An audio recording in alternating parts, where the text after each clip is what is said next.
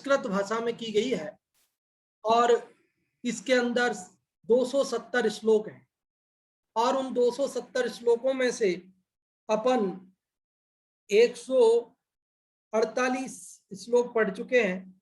आज हम 149 नंबर का श्लोक पढ़ेंगे, 149 नंबर का श्लोक पढ़ेंगे। और इस 149वें श्लोक को प्रारंभ करने से पहले कल जो हमने 148वां श्लोक पढ़ा था, यदि आप लोगों ने किसी ने उसको याद किया हो या उसका अर्थ आप बताना चाहते हो, सुनाना चाहते हो, या उसमें क्या बात आई थी वो बताना चाहते हो, तो रेज हैंड करने के लिए आमंत्रित करते हैं।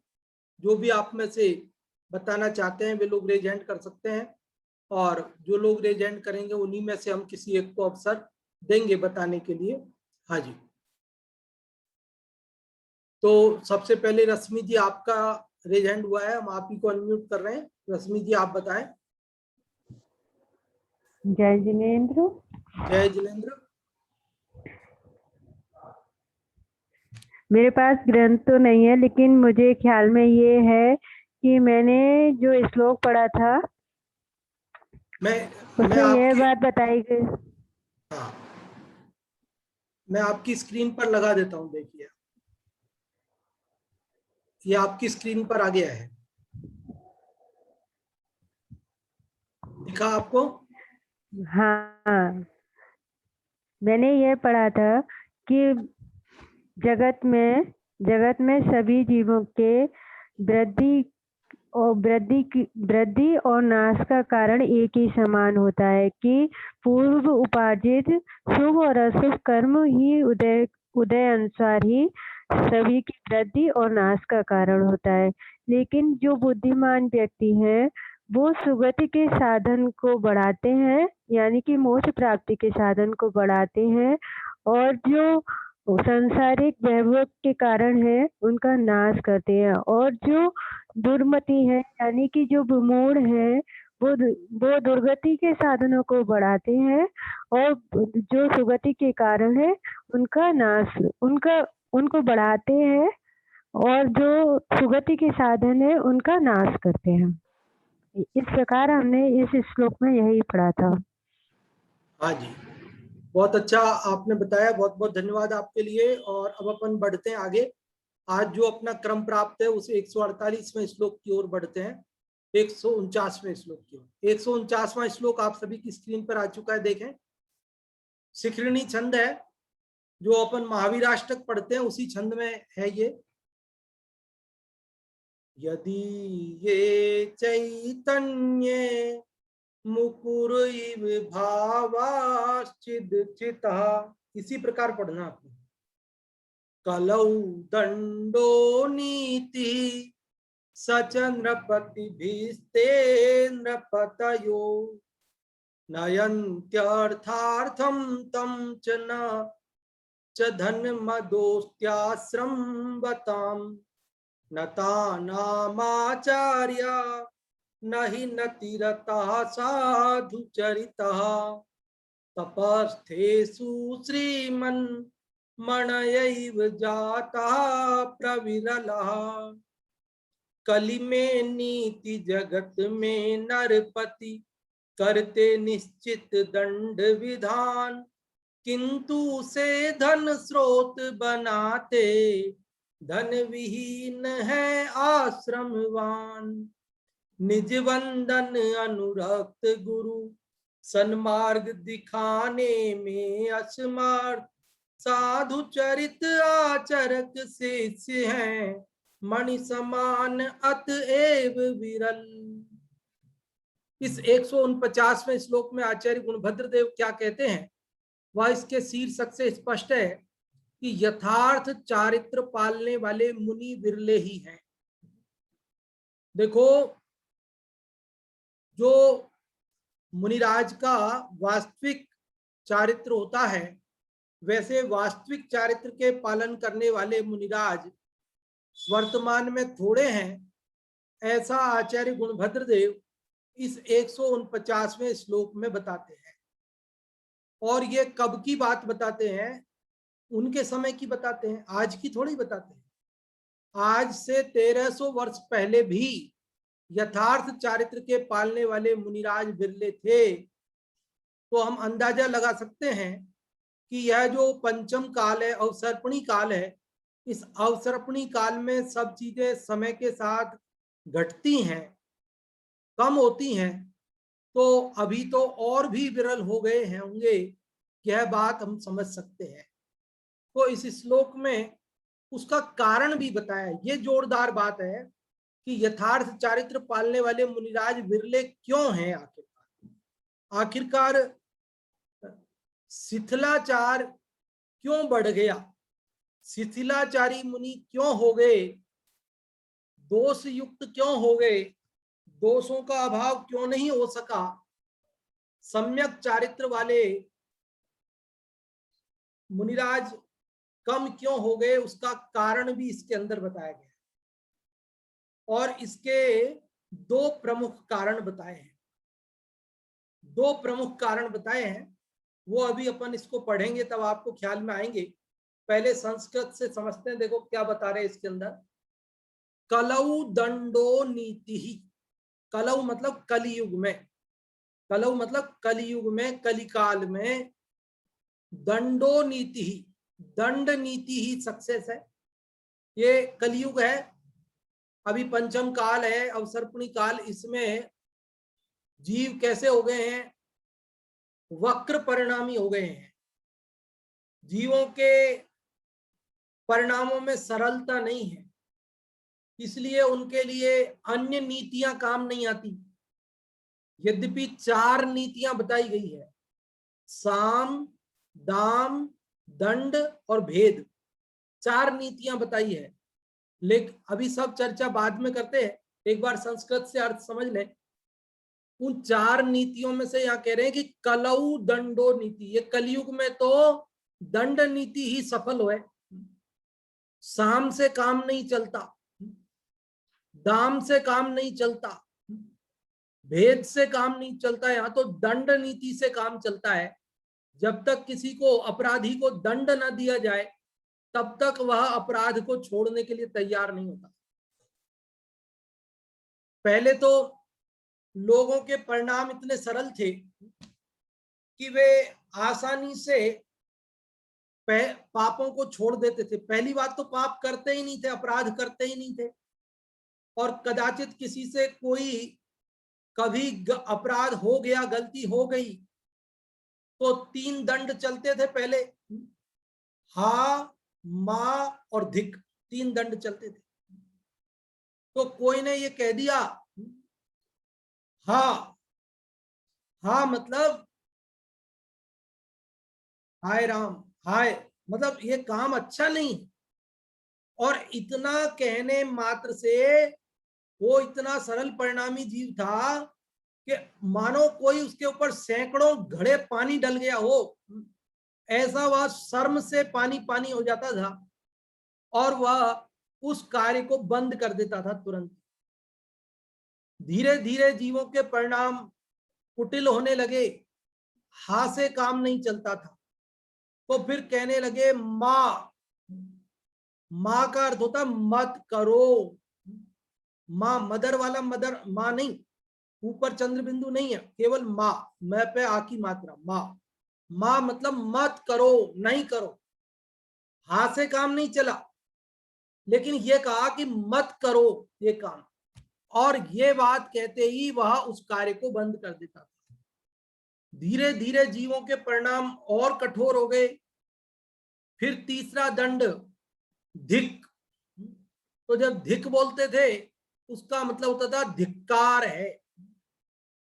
तो व्यक्ति जो है स्वतः ही उस कार्य को करना बंद कर देते थे और अपराध का रास्ता छोड़कर निर्दोष आचरण करने लगते थे, दोष युक्त आचरण को छोड़ देते थे। लेकिन धीरे धीरे जीवों के और भी परिणाम कुटिल होते गए और अभी कलिकाल में दंड ही नीति है, ऐसा कहा। अभी और चर्चा करते हैं। हमारे सुरेंद्र जी भाई साहब पधारे हैं आज और उन्होंने रेज हैंड किया हुआ है, अगर वो कुछ कहना चाहते हो तो हम पहले सुनते हैं उन्हें। सुरेंद्र जी भाई साहब आप बोलें, आप कुछ कहना चाहते हैं? हाँ जी, सुरेंद्र जी, भाई साहब आप अनम्यूट ही हैं, आप बोल सकते हैं, कुछ कहना है आपको? चलो, मुझे लग रहा है आप तक हमारी आवाज नहीं पहुंच रही है, बाद में फिर अवसर पर बोलेंगे उन्हें। तो यहाँ कह रहे हैं कलऊ दंडो नीति, कलयुग में दंड ही नीति है, सच नृपति भी।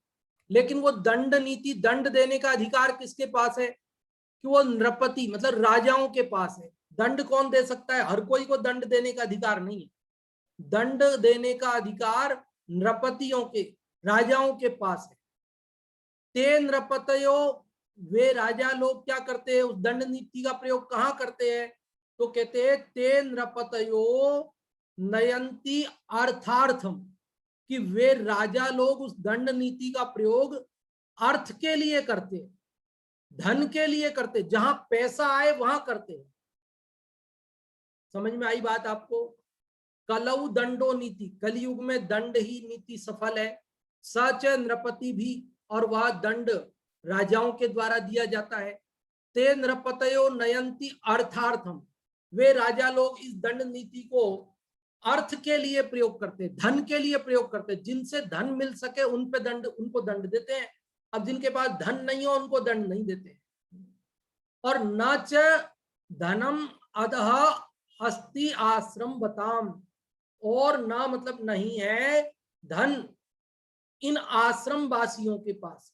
जो साधु हैं, मुनिराज हैं, वो तो नग्न दिगंबर हैं, उनके पास तो तन पे धागा ही नहीं है, तो उनके पास तो कोई पैसा नहीं है, इसलिए राजा लोग उन्हें दंड नहीं देते। क्योंकि उनको दंड देने से उनको कोई पैसा तो मिलेगा नहीं, टैक्स तो मिलेगा नहीं, इसलिए वे उनके आचरण को कंट्रोल नहीं करते। नतानाम आचार्य न ही नतिरतः साधु चरिता, और नतानाम जो नमस्कार करते हैं, ऐसे नमस्कार करने वालों को आचार्य भी नहीं वे भी दंड नहीं देते।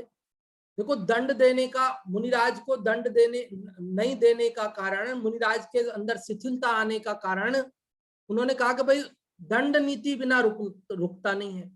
और दंड देने का अधिकार दो लोगों के पास है, एक तो राजा के पास है, दूसरा आचार्यों के पास है, संघ के जो आचार्य हैं, नायक हैं, उनके पास है। राजा तो दंड उनको देते हैं जिनसे पैसा मिलने की उम्मीद हो। मुनिराज के पास पैसा नहीं है, इसलिए वे उनके आचरण को नियंत्रित नहीं करते। अब आचार्य की जिम्मेदारी बनती है कि कोई मुनिराज शिथिलाचार करें तो वे उसे रोकें, लेकिन वे क्या करते हैं कि जो उनको नमस्कार करते हैं बस उसमें संतुष्ट रहते हैं, उनको कोई दंड नहीं देते। कलयुग का ऐसा प्रभाव है कि आचार्य भी नतिरतः, जो नमस्कार करते हैं बस उसी में प्रसन्न हो जाते हैं, जो उनको नमस्कार कर देते हैं उनको वे दंड नहीं देते। न ही नतिरता साधु चरिता, वे अभी सम्यक चरित्र वाले नहीं रहे। मतलब आचार्यों का भी चरित्र बहुत अच्छा नहीं रहा, क्योंकि वे भी नमस्कार करने वालों में ही प्रसन्न हो गए। उनकी जिम्मेदारी थी कि शिथिलाचार करने वालों को रोकें, लेकिन वे नहीं रोकते हैं। तपस्थेसु, इसीलिए जो तपस्वी है उनमें कोई साधु चरित्र वाले नहीं रहे। क्यों? क्योंकि कोई नहीं रहे मतलब बहुत कम रहे। तपस्थेसु अर्थात तपस्वियों में श्रीमन अर्थात शोभायमान मणियों की तरह जाता हो गए हैं, प्रविरलहा अर्थात विरल हो गए, दुर्लभ हो गए। तो अभी इसका अर्थ मैं एक बार सामान्य रूप से आपको बताता हूं, तो आपको आसानी से समझ में आएगा और आप बोल सकेंगे।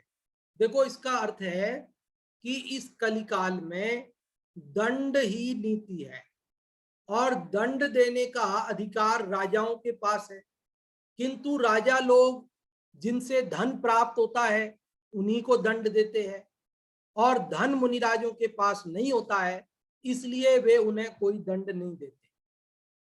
अब नंबर आता है आचार्यों का, कि वे शिथिलाचार्यों को दंड दे करके उन्हें सम्यक आचरण कराएं, किंतु वे भी कलियुग के प्रभाव से नतिरतः, वे भी नमस्कार करने वालों में ही लीन होने लगे हैं, उनसे प्रसन्न हो जाते हैं, वे उन्हें दंड नहीं देते हैं। इस प्रकार तपस्वियों में श्रेष्ठ मुनिराज मणियों की तरह, चमकदार मणियों की तरह दुर्लभ हो गए हैं, आसानी से नहीं मिलते हैं। बहुत सरलता से आप समझ गए होंगे इसका अर्थ। जो भी आप में से बताना चाहते हैं वे लोग रेज हैंड कर सकते हैं, और जो भी लोग रेज हैंड करेंगे उन्हीं को हम अवसर देंगे। आप शब्द से ना भी बता सकें तो कोई दिक्कत नहीं है, भाव बता दें। और सबसे पहले हम यशोधरा आंटी जी आपसे सुनेंगे, आप बताएं।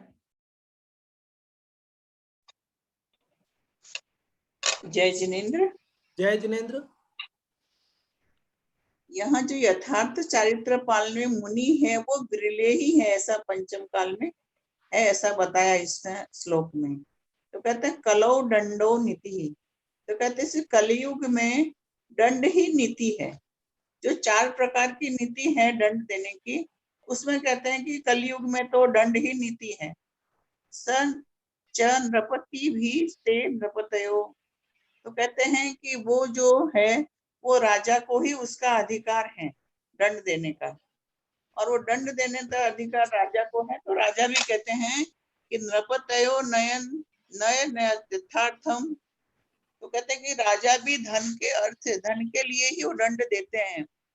तम न च धनम स्त्याश्रम वातम, तो कहते हैं कि जिसके पास धन नहीं है, ऐसे जो आश्रमवान या आश्रम में रहने वाले जो साधु मुनिराज हैं उनको वो दंड नहीं देते हैं। और कहते हैं कि दूसरा जो दंड देने का अधिकार है वो आचार्य को है। तो उनके लिए बताते हैं कि नतनाम आचार्य नहीं नति रतः साधु चरिता, तो कहते हैं कि वो आचार्य भी हैं, वो उनको जो नतमस्तक होते हैं उनके सामने वो नति रतः मतलब उसी में ही वो संतुष्ट होते हैं। तो वो साधु का चरिता बोले वो साधु भी सही नहीं है, वो आचार्य भी, क्योंकि तपस्तेसु, तो कहते हैं तपस्वी वो जो तपस्वी श्रीमन्नण भ इव जाता प्रविला, तो कहते हैं कि तपस्वियों में जो श्रीमान मणि की तरह जो शोभायमान होते हैं, वैसे जो साधु हैं वो इस पंचम काल में विरले ही हैं, ऐसा इस श्लोक में बताया गया है। बहुत अच्छा आंटी जी आपने बताया। और अभी मुन्नी जी हम आपसे भी सुनेंगे। मुन्नी जी आप बताएं। कलि में नीति जगत में नरपति, करते निश्चय दंड विधान, किंतु उसे धन स्रोत बनाते, धन विहीन है आश्रमवान। निज बंधन अनुरक्त गुरु, सन्मार्ग दिखाने में असमर्थ, साधु चरित्र आचारक सिद्ध है, मणि समान अतवे से विरल। इसमें यथार्थ साधु को पालन करने के लिए मुनि बिरले ही होते हैं। सब बताते हैं कि इस कली काल में जो 4 नीति बताई आपने, धर्म अर्थ काम नहीं साम दाम 4 दंड नीति भेद। बताए, साम साम दाम दाम दंड भेद। हाँ, साम दाम दंड भेद, वो 4 नीति चलती थी जो आप बताए। पहले हाथ चला, फिर माँ चला, फिर धिक चला, और फिर अब नीति। फिर जगत में दंड देने का, राज अपराधी को दंड देने का अधिकार राजा का ही होता है।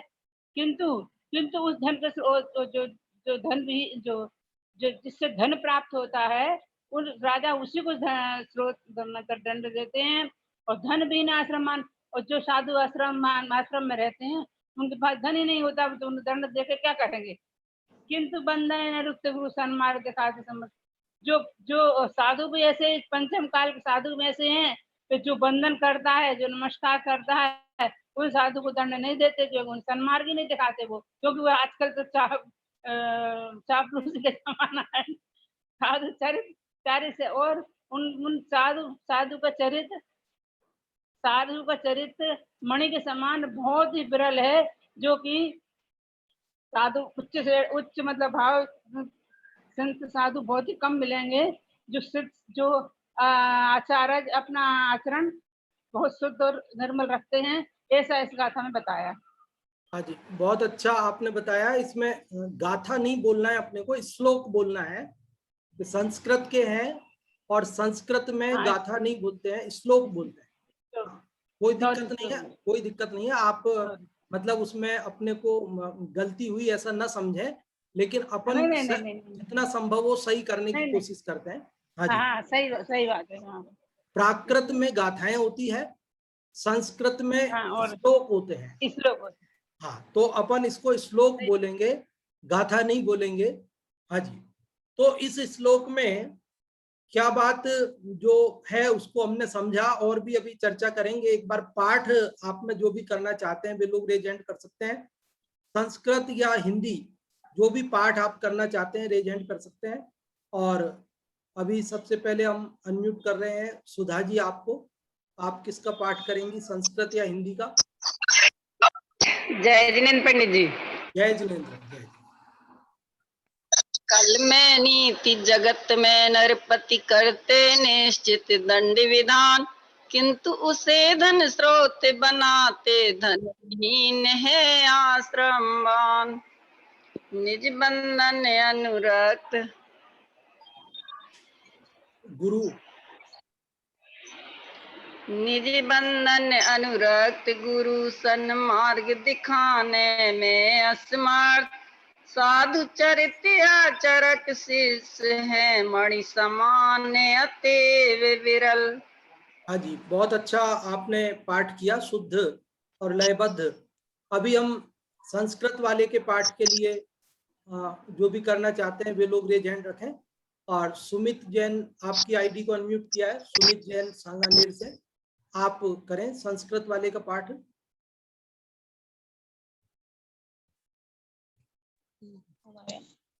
हाँ जी, जय जिनेन्द्र। जय जिनेन्द्र जी। कलो दंडो नीति सच नृपति भीस्ते नृपतयो, नयन्त्यर्थार्थं तमन च धन मदोस्त्याश्रमवतां,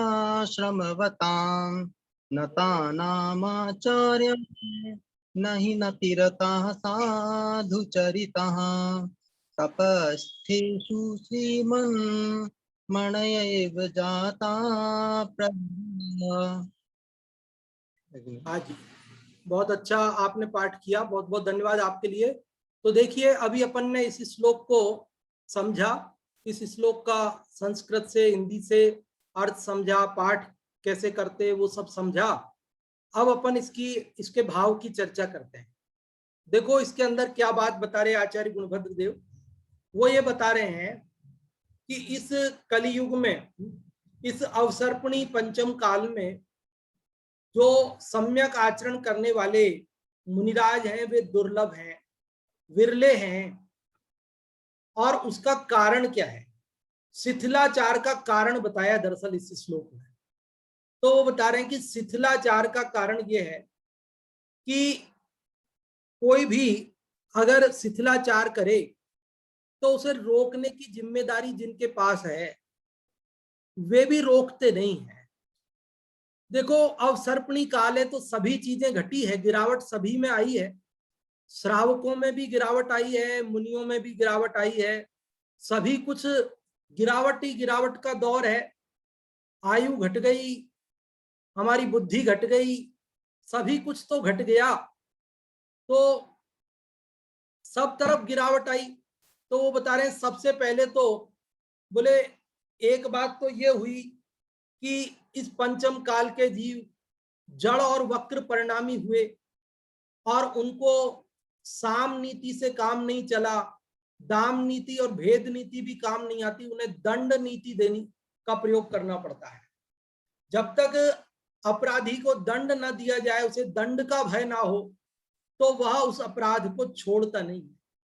इस कलयुग में यही तो हो रहा है कि अपराधी को दंड दिए बिना वे मानते नहीं हैं, और दुर्जन लोग दंड के भय बिना सज्जनों को परेशान करते हैं। और जब सज्जन परेशान होते हैं तो परेशान होकर सज्जन भी दुर्जन बन जाते हैं, और फिर वे दुर्जन बनकर दूसरे सज्जनों को परेशान करते हैं। फिर वे सज्जन भी परेशान हो जाते हैं तो वे भी दुर्जन बन जाते हैं।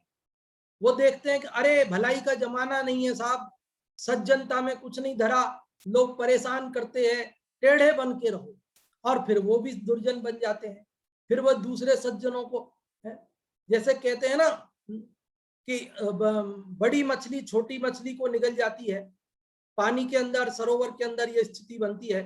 तो ऐसे ही दुष्ट लोग सज्जनों को परेशान कर करके और उनके अंदर भी दुष्टता के परिणाम ला देते हैं, और ये इस कलयुग में चलता है। तो इस कलयुग के अंदर शिथिलाचार का कारण भी यही रहा कि सभी के मनों में, सभी के विचारों में गिरावट आई। पहले तो यहाँ मुनिराज के मन में गिरावट आई, तब तो शिथिलाचार जगा, और शिथिलाचार प्रकट हुआ तो सबसे पहली जिम्मेदारी थी रोकने की जिनके ऊपर, उन्होंने रोका नहीं, क्योंकि उनके मनों में भी गिरावट आई। जो राजा हैं वो दंड नीति का प्रयोग करने का अधिकार उन्हें है, लेकिन वे दंड किसको देते हैं कि धनवान लोगों को, जिनसे पैसा मिलने की उम्मीद हो, उन्हें दंड देते हैं। आप देखो कि साहब चालान बनाएंगे तो चालान किसका बनाएंगे कि जिसके पास में पैसे होंगे उसी के चालान बनाएंगे। अब जिसके पास में पैसे ही नहीं, भिखारी का क्या चालान बनाएंगे? और भिखारी का चालान भी बना देंगे तो वो तो कुछ देगा तो है ही नहीं, ले जाओ पकड़ के। यहाँ रोटी मांग के खाता है, अंदर तो बिना मांगे रोटी मिलेगी कम से कम। तो यहाँ तो उसे बिना छत के सोना पड़ता है सर्दी गर्मी बरसात में, कम से कम वहां जेल में छत तो मिलेगी, कोठरी में ही, काल कोठरी में सही, लेकिन छत के नीचे तो विश्राम करेगा। तो वास्तव में राजाओं की जो दंड नीति है वो किन पर चलती है कि वो पैसे वालों पर चलती है, गरीबों पर नहीं चलती। गरीब मतलब जिनके पास कुछ नहीं है, उनको दंड देके क्या करें। तो और मुनिराज तो नग्न दिगंबर है, उनके पास तो कुछ भी नहीं है, उनसे क्या मिलने वाला है। इसलिए राजा लोग उनको हीन आचरण करने से नहीं रोकते। देखो वर्तमान में जो है वोट नीति चलती है, हमारे यहाँ प्रजातंत्र है, यहाँ वोट से सब चलता है। तो वे वोट बैंक को नाराज नहीं करना चाहते। कोई हीन आचरण करे तो उसे इसलिए नहीं रोकते कि भाई इनके अनेकों अनुयायी हैं, हजारों लाखों भगतगण हैं, और वे नाराज हो जाएंगे, आंदोलन करेंगे, हमारा वोट बैंक खराब होगा, इसलिए वे लोग कुछ नहीं कहते हैं। तो रोकने की पहली जिम्मेदारी थी, वहां रुके नहीं। अब दूसरा, संघ के जो आचार्य हैं उनकी ये जिम्मेदारी होती है कि वे संघ के मुनिराज कोई शिथिलाचार करें तो उन्हें दंड नीति से दंड देकर, प्रायश्चित देकर उन्हें धर्म में दृढ़ करें। लेकिन कलिकाल का प्रभाव उन पर भी आया। क्या आया कि वे भी विनय के लालची हो गए, विनय के लोभी हो गए कि बस हमें नमस्कार करते रहो और तुम्हें जो करना हो सो करो। हमारे तो शिष्य समुदाय की संख्या बढ़ती रहे और शिष्य चाहे जो आचरण करे, हमें क्या। तो वे भी अपना संघ बढ़ाना, अपनी विनय करवाना और जय जयकार करवाना, इसी में खुश रहने लगे। इसलिए क्या हुआ कि आचार्य भी उन्हें रोकते नहीं है, तो फिर शिथिलाचार तो बढ़ेगा ही बढ़ेगा। शिथिलाचार क्यों नहीं बढ़ेगा? इसलिए यह शिथिलाचार बढ़ रहा है।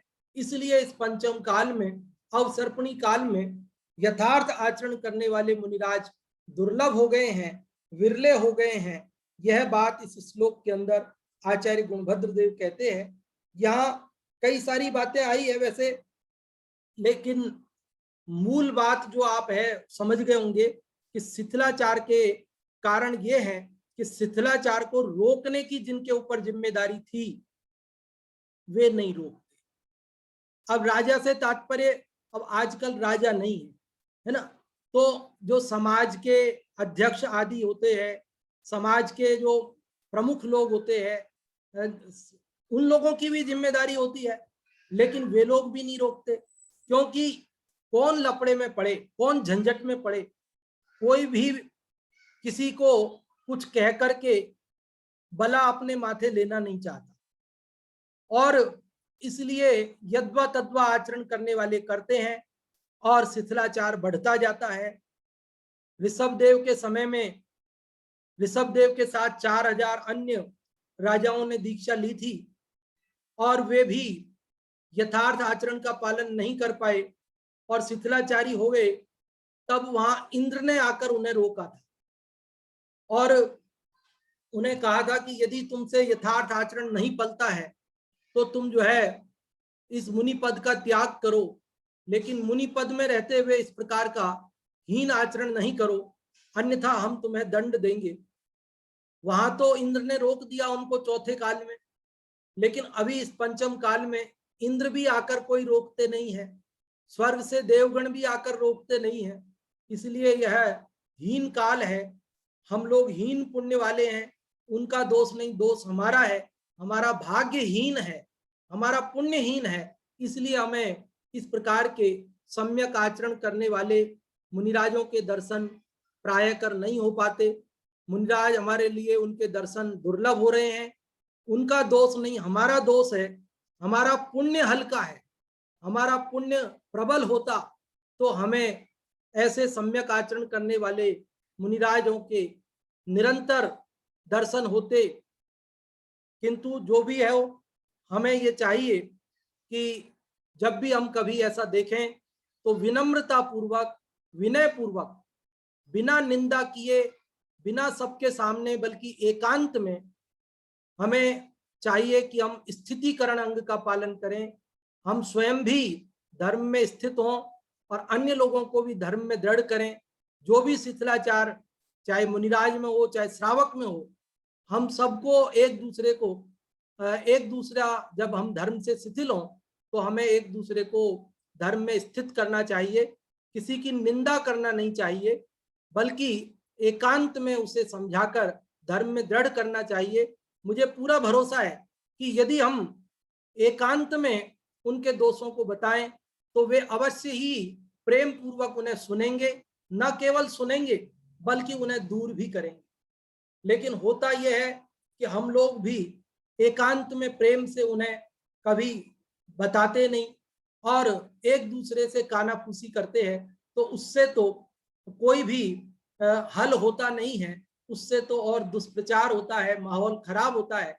तो हमें शिथिलाचार को यदि सचमुच हम रोकना चाहते हैं तो सबसे पहले तो हम स्वयं शिथिलाचार त्यागें और अन्य लोगों को भी शिथिलाचार से रोकने के लिए प्रेम पूर्वक एकांत में संबोधन करके स्थितिकरण अंग का पालन करें, तो निश्चित रूप से यह शिथिलाचार रुकेगा, ऐसा मैं समझता हूं। अभी आप लोगों को अवसर देता हूं, फिर आप लोगों के बताने के बाद समय बचता है तो और चर्चा करेंगे। अभी जो भी आप में से बताना चाहते हैं इस 149वें श्लोक का भाव, अर्थ, सार जो भी बताना चाहते हैं, आपने अभी जो सुना उसमें से आपको जो भी समझ में आया वे लोग रेज हैंड कर सकते हैं कि हमारे को ये समझ में आया। आज जो हमने ये 149वां श्लोक सुना उसमें हम ये बात समझे, ऐसा जो भी आप में से बताना चाहते हैं वे लोग रेज हैंड कर सकते हैं।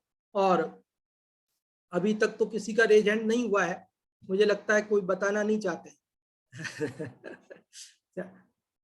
चलो, रेज हैंड हुआ हमारे सुमित भैया का सबसे पहले, और सुमित भैया आप बताएं। हाँ जी। जी, जय जिनेंद्र। जय जिनेंद्र कि आज वाले श्लोक में बताया गया है कि यह यथार्थ आचरण है, उसके पालन करने वाले जो मुनिराज हैं वो बिरले ही हैं। तो ये किस प्रकार ऐसा हुआ कि सबसे पहले तो ये कलिकाल चल रहा है, उसमें दंड विधान जो है वही नीति है। क्योंकि पहले तो जो अल्प दंड विधान था, क्योंकि पहले तो हीनाचरण करने वाले लोग कम थे, और यदि वे करते भी थे तो हाम अधिक इस प्रकार के दंड विधान से ही वे समझ जाते थे। तो अब तो एक तो दंड विधान है, दूसरा ये है कि राजा लोग जो हैं वे सिर्फ धनवानों पर ही दंड देते हैं उनको ही, और जो संत वगैरह जो होते हैं वो तो धन नहीं रखते हैं, इसलिए उनको तो कोई दंड विधान नहीं है उनके लिए। और फिर आचार्य जो हैं वो दंड इसलिए नहीं देते हैं कि वे नमस्कार आदि में संतुष्ट हो जाते हैं, तो वो इस कारण दंड नहीं देते हैं। तो ये नतीजा ये निकला कि जो यथार्थ आचरण पालने वाले जो संत हैं वो बिरले ही दिखाई पड़ते हैं। तो इस प्रकार यह समझा। अरे बहुत अच्छा सुमित भैया आपने बताया कि शिथिलाचार के जो कारण हैं वो क्या हैं, उनके बारे में आपने बताया। और भी लोग जो बताना चाहते हैं वे लोग रेज हैंड कर सकते हैं। देखो यहाँ पर एक दृष्टांत भी बड़ा प्यारा दिया है, कहते शोभायमान श्रीमन मणि, मतलब शोभायमान चमकदार मणियों के मणि जो होते हैं, हीरे रत्न, उनको घिसते हैं, उनके दोष निकालते हैं तो वे शुद्ध होते हैं, चमकदार होते हैं। जब तक दोष ना निकाले जाएं, सोने को तपाया नहीं जाए तो उसमें शुद्धता नहीं आती है। जब तक उसका मैल उसकी मिलावट चिट्टीमा कालीमा दूर न की जाए तब तक उसमें चमक नहीं आ सकती है। उसी प्रकार मुनिराज के शिथिलाचार दोष आदि को आचार्य गण न निकालें तब तक आचार्य शासन की शोभा नहीं होती है। जब मणियों की शोभा भी दोष निकलने से होती है, सोने की शोभा भी दोष निकलने से होती है, तो जो भी दोष आचरण में हो उनको आचार्य गण अगर निकालेंगे तो निश्चित आचार्य शासन की शोभा होगी, और वो जब तक नहीं निकलेगा तो आचार्य शासन की शोभा नहीं हो सकती है। यह बात हम इसमें अच्छी तरह से समझ सकते हैं, और इसमें यही बात हमको समझ में आ रही है कि दोष निकालने वाले नहीं रहे, दोष दूर करने की जिन पर जिम्मेदारी थी उन्होंने भी अपनी जिम्मेदारी की उनको बखूबी नहीं निभाया, ये कहना चाहते हैं। इसलिए वास्तव में वह शिथिलाचार पनपता गया और धीरे धीरे बढ़ता गया, और इसीलिए यथार्थ आचरण करने वाले मुनिराज थोड़े विरले हो गए। यहाँ का आश्रम बताम मतलब आश्रम वासियों पर अर्थात मुनिराजों पर। अब आश्रम का मतलब कोई किसी आश्रम में रहना, ऐसा मुनिराज का कोई आश्रम नहीं होता है, यहाँ ध्यान रखें। आश्रम का अर्थ तो केवल इतना ही होता है कि जो आत्मा के लिए श्रम करते हैं वो आश्रमवासी है। आश्रमवासी कौन? हमको आश्रम मतलब ऐसा लगता है जैसे कोई घर बनाया होगा, कोई झोपड़ी बनाई होगी, कोई बाग बगीचा होगा, वो आश्रम। आश्रम ऐसा कोई स्थान नहीं होता। आश्रम का मतलब होता है मतलब आत्मा के लिए, श्रम मतलब जो परिश्रम कर रहे हैं, तप कर रहे हैं, वे सब आश्रमवासी है। आश्रमवासी मतलब कौन? आत्मा के लिए जो श्रम कर रहे हैं वे आश्रमवासी हैं। अथवा हम यूं भी अर्थ करते हैं कि श्रमण जन जो आत्मोपलब्धि हेतु जहां आश्रय लेते हैं वन जंगल आदि में, वे सब आश्रम है। और हम यूं भी कह सकते हैं कि जहां रहकर सब ओर से श्रम तप किया जाता है वह मतलब समन्तात अर्थात सर्व ओर से, सर्व प्रकार से। जो देखो हमारे यहाँ मुनिराजों को श्रमण कहा जाता है। श्रमण मतलब वे आत्मा के कल्याण के लिए श्रम करते हैं। हमारे यहाँ प्रमाद के लिए कोई स्थान नहीं है। यहाँ तो अप्रमत्त होते हैं मुनिराज, आत्म कल्याण के लिए जागृत रहते हैं, जागरूक रहते हैं। ऐसे हम सब श्रमणों के उपासक, श्रमण संस्कृति के उपासक हैं, तो हम सबको भी चाहिए कि हम आत्म कल्याण के लिए श्रम करें। हम भी अपने आत्म कल्याण के लिए श्रम करने से न डरें, और हम भी अपने प्रमाद का पोषण न करें, बल्कि ये जिनागम में जो बातें लिखी है उनका गहन स्वाध्याय कर भली भांति समझकर अपना आत्म कल्याण करें। इसी के साथ अभी की बात को यहाँ विराम देते हैं, और अगले श्लोक की चर्चा 150वें की अपन कल करेंगे। अभी दूसरी कक्षा जो नाटक समय सार जी की चलती है उसके लिए अपन पंडित जी साहब को आमंत्रित करते हैं। कोटा से पंडित जी जय कुमार जी साहब पधारें और अगली कक्षा नाटक समय सार जी की प्रारंभ करावें।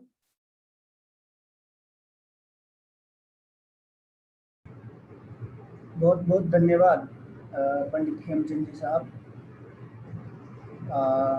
निरंतर आपकी बहुत ही सुंदर कक्षा चल रही है, और अभी यहाँ अपन नाटक समय सार जी ग्रंथ